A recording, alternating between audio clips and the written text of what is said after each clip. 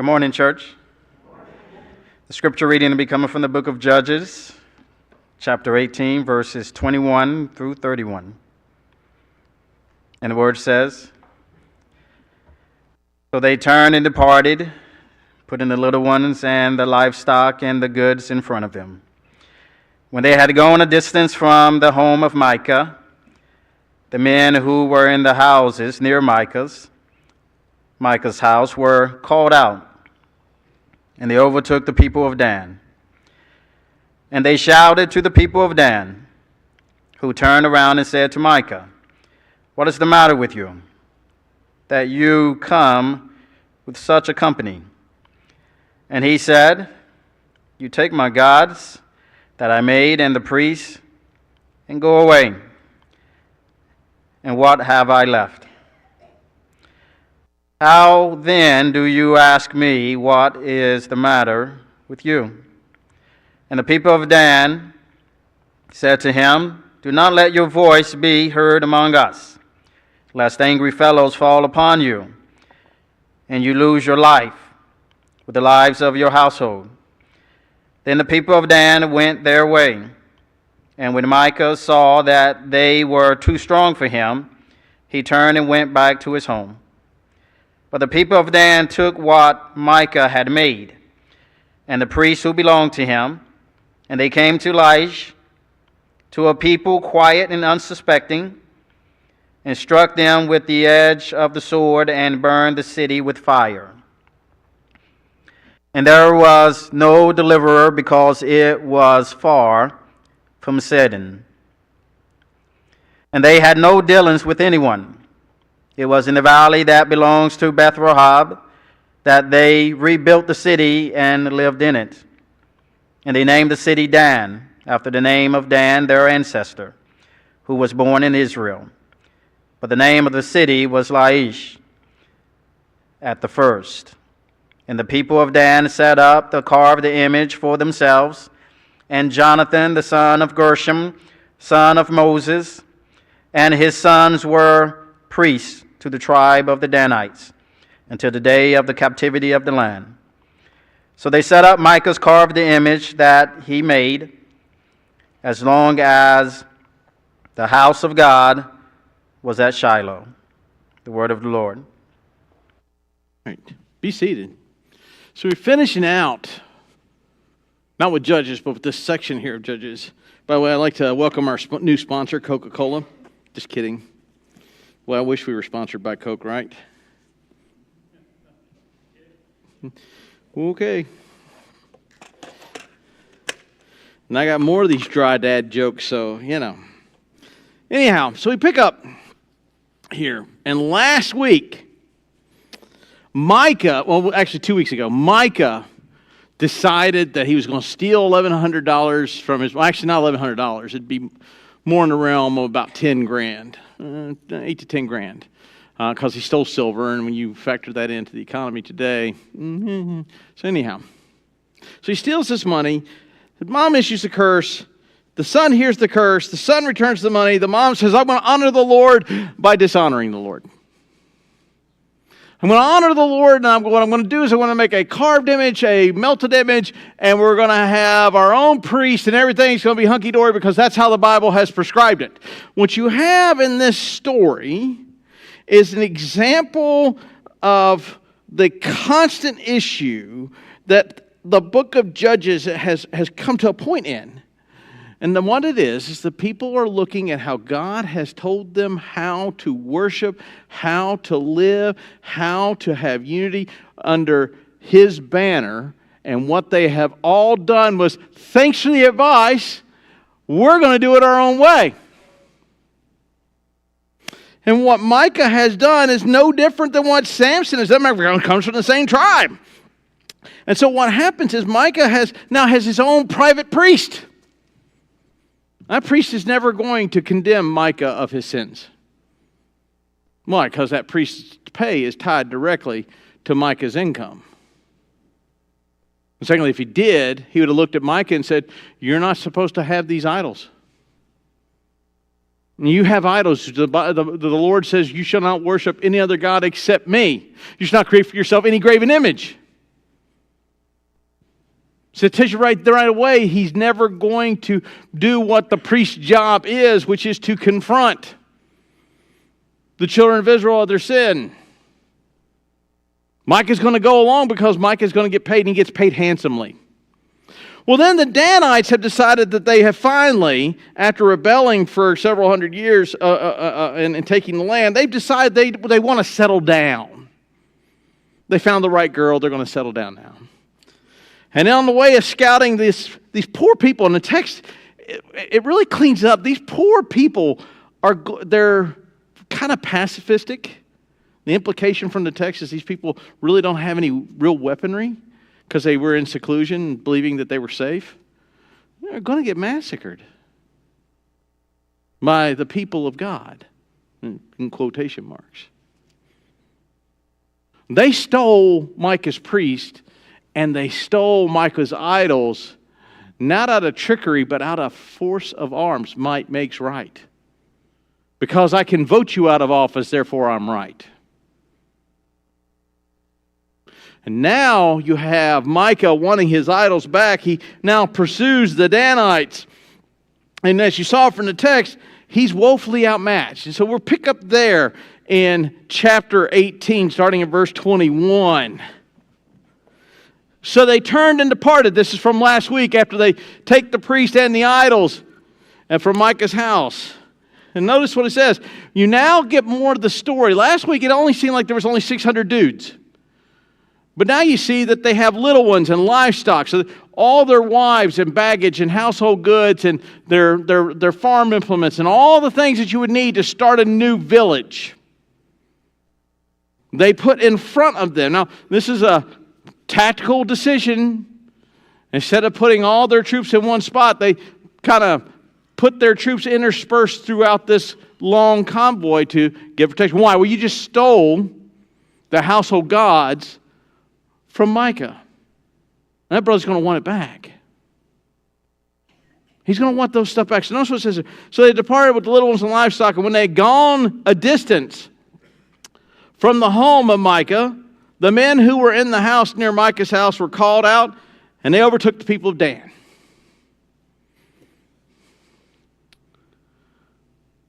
So Micah rallies all of his neighbors, builds his own little militia, and now is going to go out and take on the 600 armed men of Dan. Now, when the text uses the phrase armed men, it typically isn't used of bubbas that just pick up a weapon and now they're armed. The implication is the fact that they are not just carrying a weapon, but they are skilled in that weapon's use. I'll fast forward today. There are people that carry firearms. This comes from the Magnificent Seven, by the way. It's a great line. Yul Brynner, if you're not delighted, have you seen Magnificent Seven? Yul Brynner? Steve McQueen? No? Oh, we got to fix that. That's a crime. Really? The man from Uncle? What was his name? I'll take your word for it. Jason Coburn? Who was the guy in Death Wish? Charles Bronson? No? It's from your era. Again. 29s, right? You're 29s.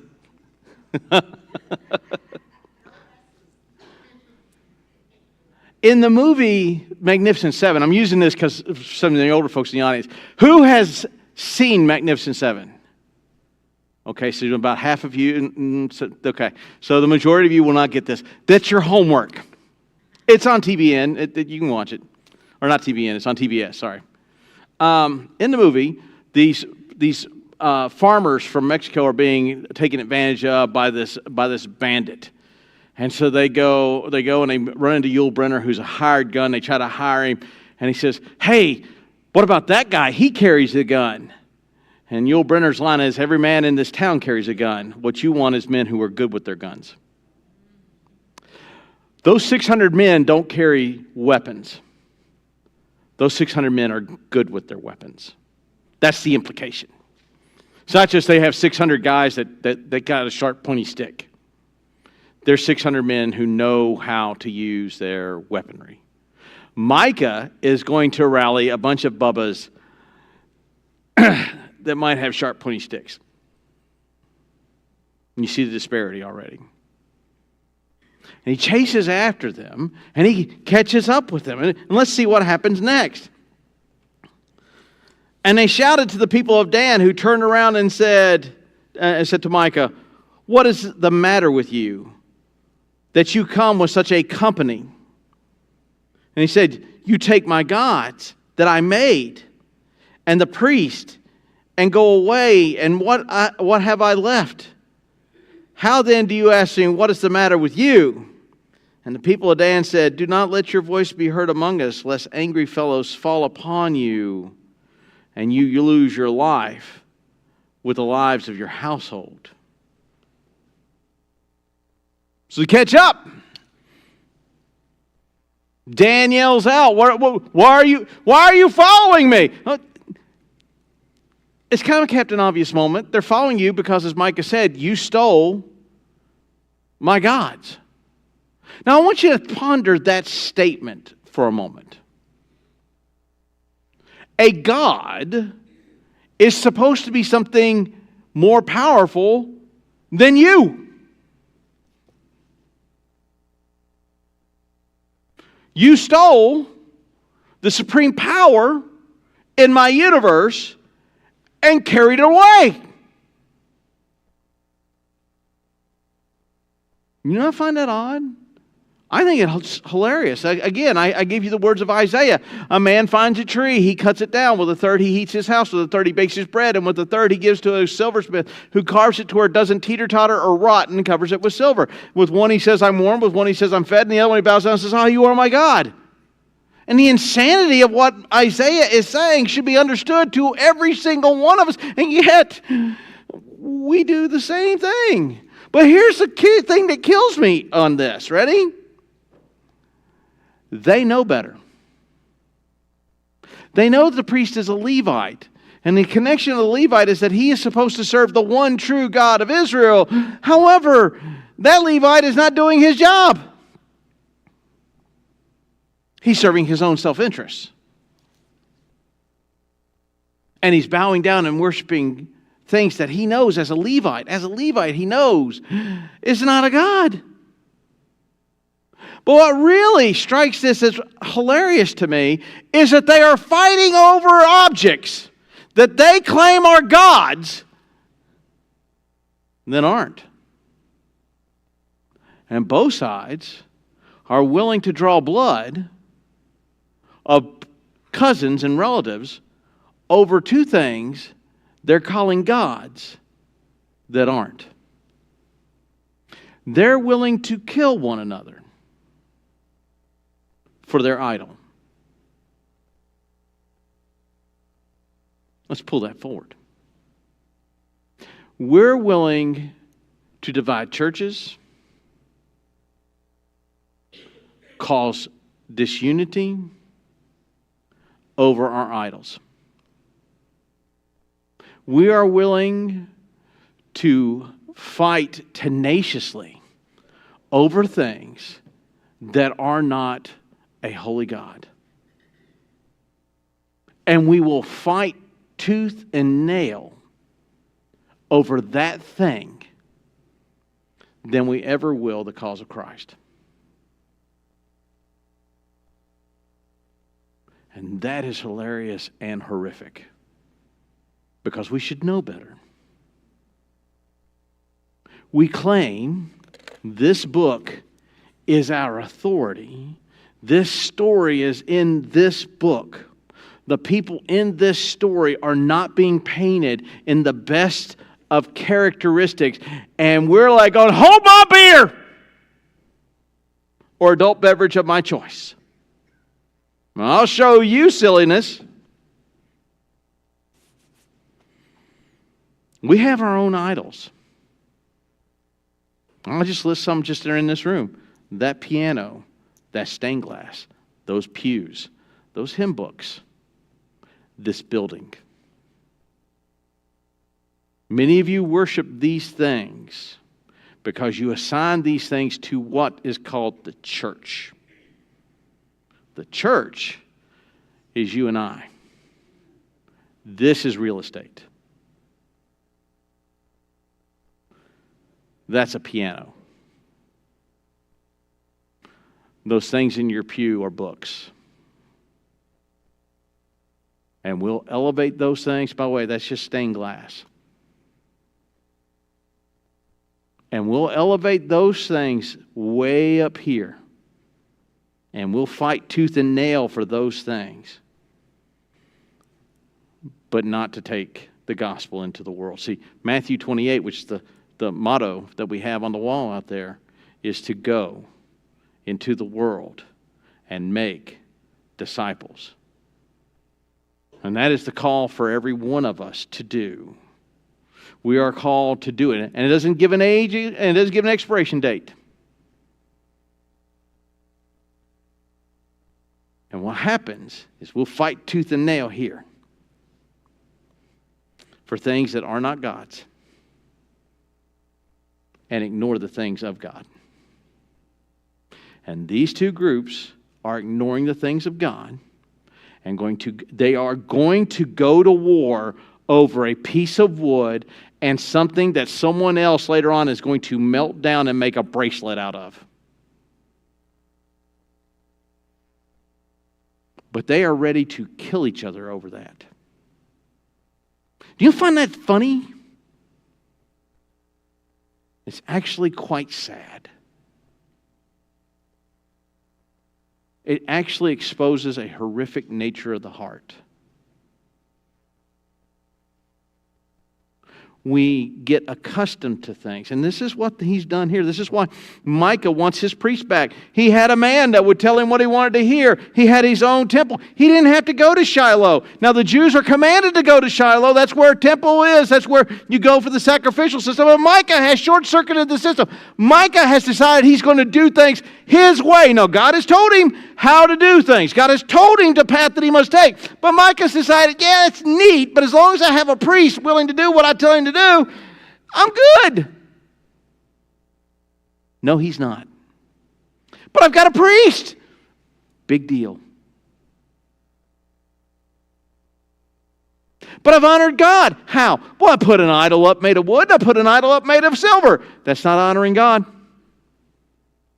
That's blasphemous. That's idolatry.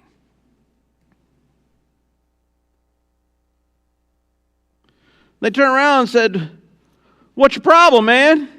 He says, "What do you mean, what's my problem? You took away my gods." I find this hilarious. You took my gods. If you can take a god, it is not a...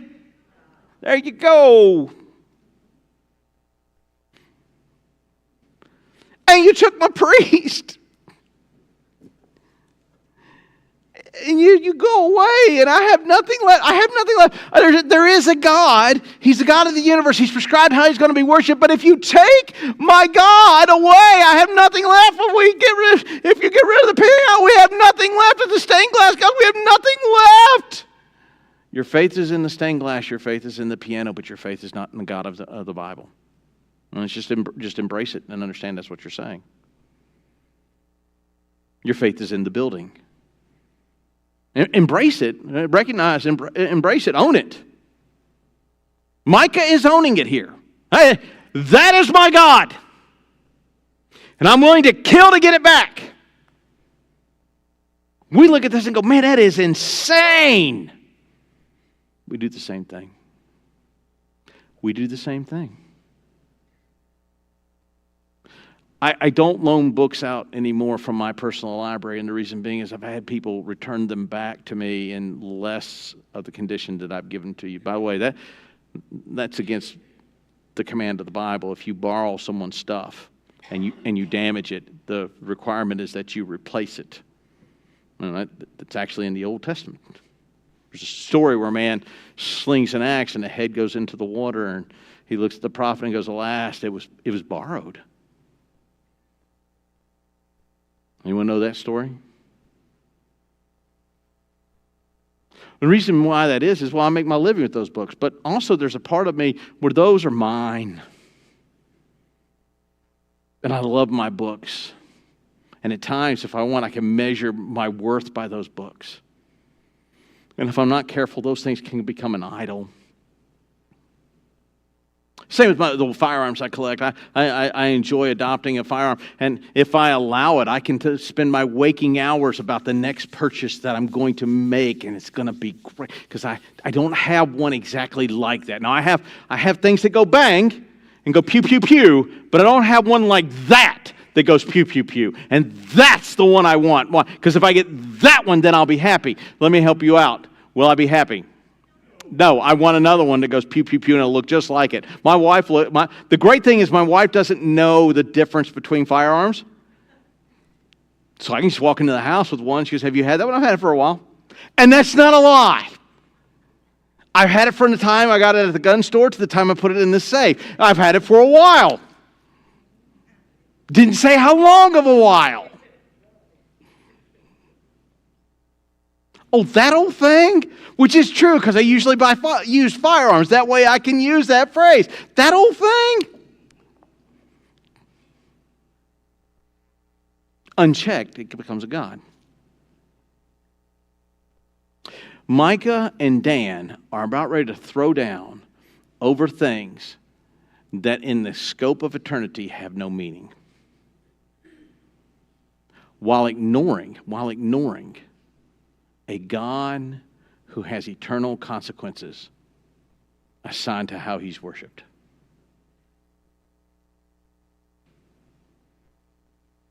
We think it's silly until we realize we do the same thing. We get so focused in on the things we want, and we elevate those things to deity status. They're not, they're just preferences. Preferences go below what God commands. God commands that we meet once a week. He doesn't command where. He commands how, but he doesn't command where. And when we make the where the source of the issue, we're elevating something to an idol status. Notice what he does next. I will have nothing left. Micah, you're part of the children of Israel. You have an inheritance with a holy God. You have at your disposal worship at Shiloh, if you would go, and can have a relationship with a holy God. But the idol that you want to have, because you've decided you're going to tell God how he's to be worshiped, is where you've assigned your value. We do the same thing. I do the same thing. The people of Dan said to him, do not let your voice be heard among us. The phrase here says, lest angry fellows fall upon you. That's a cleanup. It's kind of a disjointed translation. The best way to phrase it is, lest bitter-hearted men attack you. The implication is that the 600 men of Dan are not noble men. They too are willing to kill for 2 idols and a wayward priest. And that's because their heart is bitter against the things of God. You can surmise that it was because they didn't get their land inheritance when they think they should have. Well, I was on them. They did not fulfill the command God gave them. They could be bitter in the fact that they have been living amongst the other tribes as kind of an outcast tribe. Again, they didn't fulfill the command of God. Or just be the fact that they choose to pursue idol worship. And then the nature of pursuing false gods is the heart becomes bitter and angry. Why? Because the false god can't hear you. The false god can't hear you. It doesn't have the capacity to hear you. Let me give you an example. This is my God. Oh, Bucky's cup, I bow down before you, asking that you give me all that I need for life. Thank you, Bucky, for the cold, cold water. Did Bucky give me cold water? No! I put the cold water in there myself. I drank from the cup that I purchased myself. There's nothing in this cup that did anything. Thank you, idol, for giving me good crops. The idol didn't do anything. Yet you're willing to bow down to the thing, not the ruler of all things. And we do that today. Your idol may not be the same idol as mine, but we all have idols. And in a lot of cases, we're willing to destroy and destroy people for our idols. We're willing to slander and malign and cause disruption for our idols.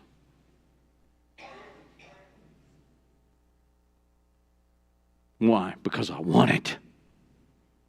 It's mine. By the way, if you use the phrase, it's mine, then you're not following Christ.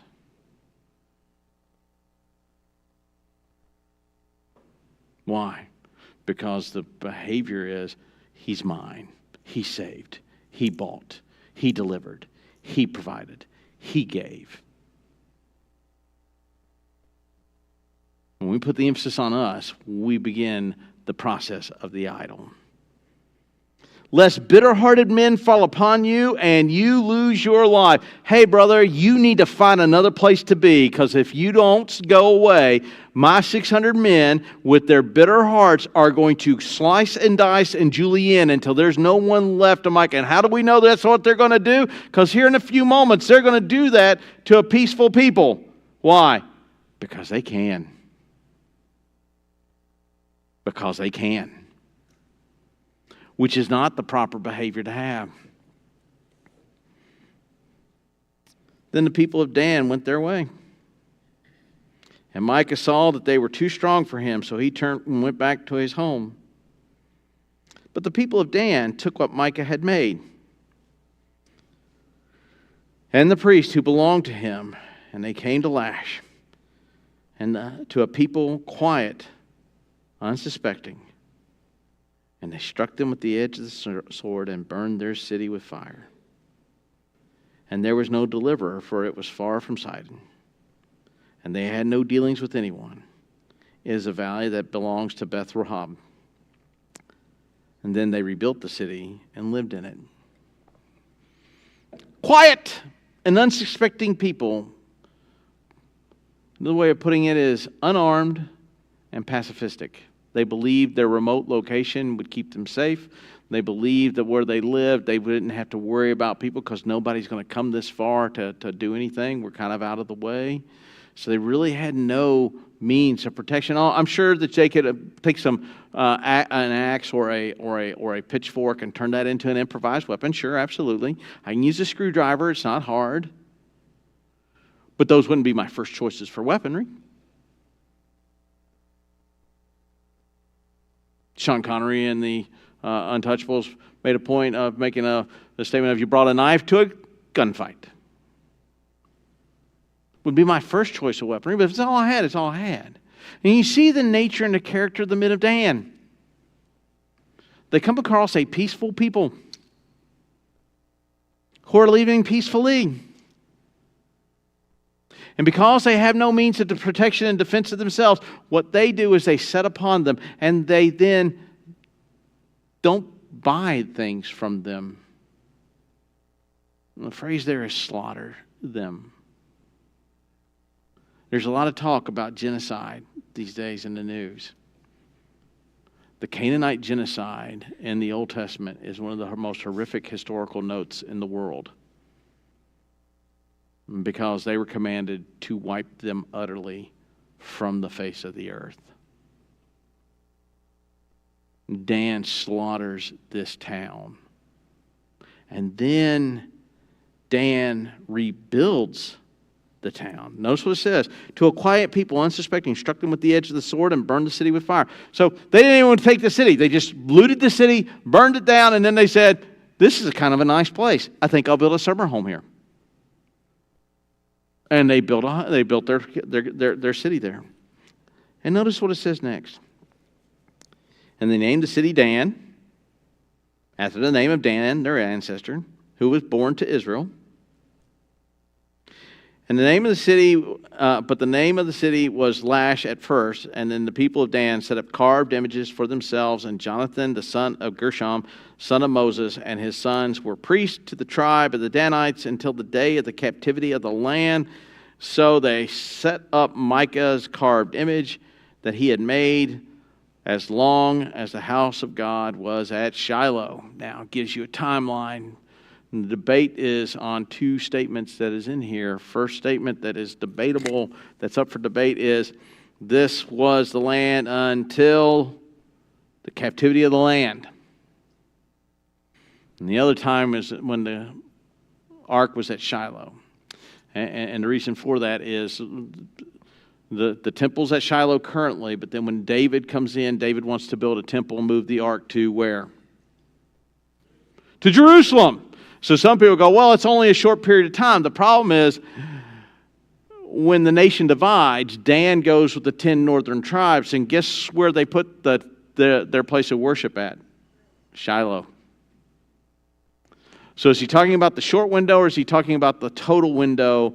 And since he uses the next phraseology, until the captivity of the land, Dan worships God, a false God, from the time of the judges, which is around 480, 450 BC, to 722 BC. Because in 722, Sennacherib comes in and annihilates the 10 northern tribes. Quick math. Almost 300 years. 300 years of thumbing their nose at a holy God. 300 years of saying, I know that you told us to go to Shiloh. I know that you told us that after the ark goes to Jerusalem. I know that you told us to go there. I know that you said this is where I'm to be worshipped, but we're unique. We are going to worship God. No, actually, we're going to worship our gods. We're going to call ourselves Israelites. We're going to behave like Israelites, but we're going to have our own gods. We're going to have our own priest. And this priest can date all the way back to implication as to Moses. Moses isn't in the line of the priest. Aaron is. More likely, since Moses is the head of the family, Aaron is his brother. The source is Aaron to Moses is how it would go, but he's more from the sons of Aaron, which makes sense because Aaron's sons are absolutely abysmal. Aaron has 4 sons. Nadab and Abihu are stricken dead in the tabernacle because they offer strange fire to God. They said God can be worshipped however we choose. And God kills them both. And He kills them instantly. By the way, after their death, that's why they started attaching bells and a rope to the priest's robe, because they died in a place where only the priest could go.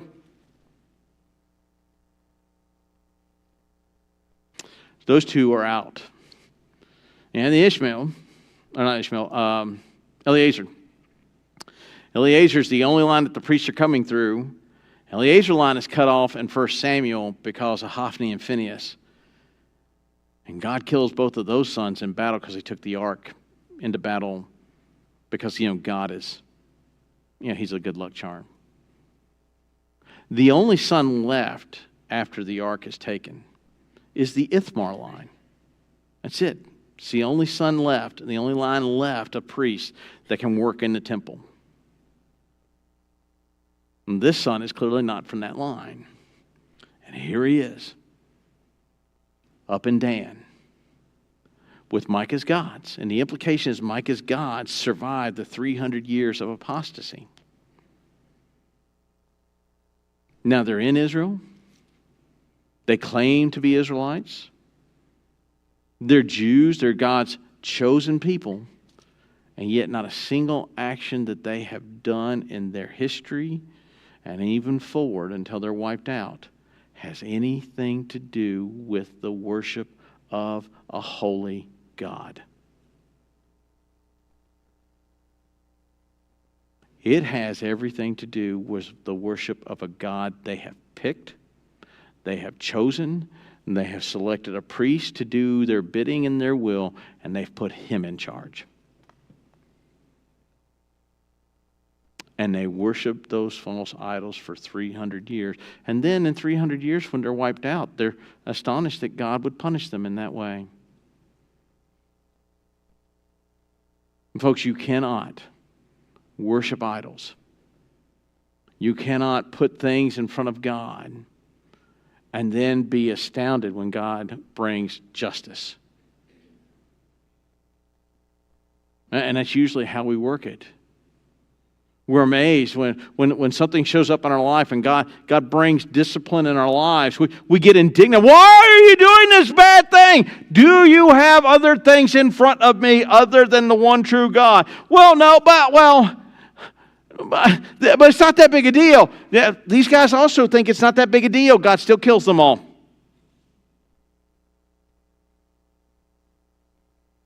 It's not that big of a thing. You got to understand. I know, look, I understand. I had the same problem. I have my own idols. I understand. Understanding a thing doesn't make the thing right. It just means I understand the thing is wrong. I'm just choosing to not see it that way. That's why when your culture says, we just need to understand how they feel. I understand exactly how you feel. It doesn't make you right. It doesn't make it right. You ever had a conversation with the LGBTQ Alphabet Coalition? They will say, we just got to understand how we are. No, I got it. You're a sinful wretch, just like me. My sins aren't the same as yours, but I'm repenting of mine. You are embracing yours. Understanding the difference between the two, yeah, okay, great. That doesn't make them right.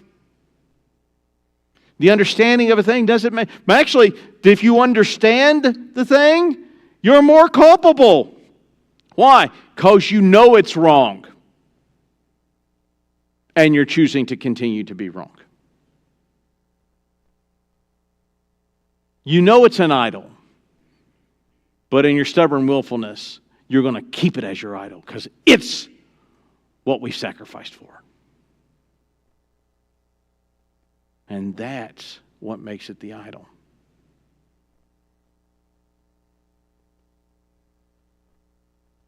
This book is a mirror to the church, to the Jews, to you and I. It holds up to you average people. It holds up to you individuals who have great moments of faith and then they just absolutely blow it. And it holds the mirror up to you and says, do you like what you see? And I'll be honest with you, I have preached through the book of Judges in my ministry career 4 times, and I dislike preaching through it. You know why? Because it's a mirror. And when I'm confronted with, do I like what I see in that mirror? My answer, if I'm honest, is absolutely not.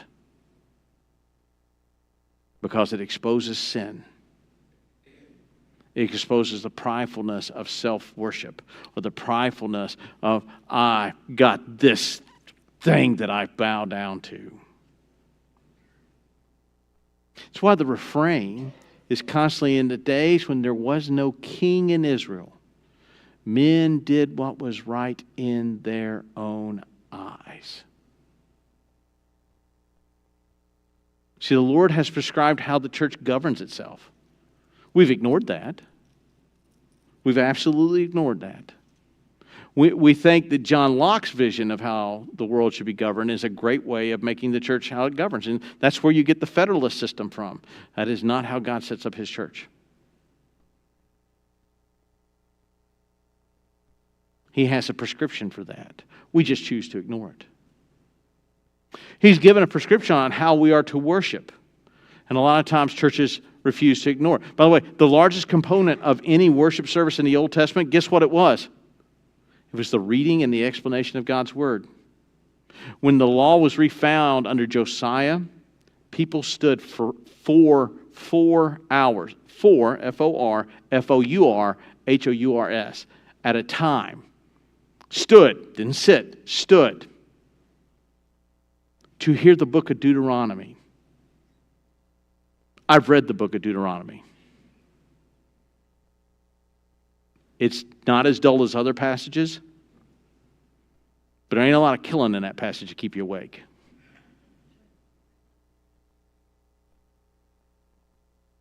But they were hungry for it. And they heard it. And they received it with eagerness. Because they loved the God they claimed they served. God prescribes how He is to be worshipped, where He is to be worshipped, and how. He doesn't tell us whether or not it has to be inside of a building like this, or under a bridge, or in a field, or under a tent with no AC. I'm grateful we have AC, trust me. No one is more grateful because these burger lights are hot. Without amplified sound. It's nice. It helps me keep you awake by yelling into the microphone. But all those things are secondary and tertiary to the worship of a holy God. And when we put those things that we love more dearly than the God Himself, they become our idols. And they become the things we're willing to fight over, have disunity over, and draw blood over. And if you don't think that Christian people can draw blood over things, you need to go back and read some history. The Catholic Church in France during the Huguenot Wars massacred a group of people known as the Huguenots. And I do mean massacred them. All in the name of Jesus Christ. Well, we've done other things. Anabaptists were drowned because Jesus commanded us to drown them. True story. Is your focus this morning on a holy God? Or is your focus on all the things around you that you equate to a holy God? He does not share the equation. He alone is to be worshiped. He alone is to be reverenced. He alone is to be obeyed. All the other things are just that. Are you willing to be like Dan and Micah, willing to shed blood and cause division over things? Are you willing to worship a holy God? If you're here today, and that's you, I'm going to call you to repentance. All the idols in our life have to be exposed, and we have to cut them loose, and we have to recognize that we are commanded to obey and follow the Scriptures, and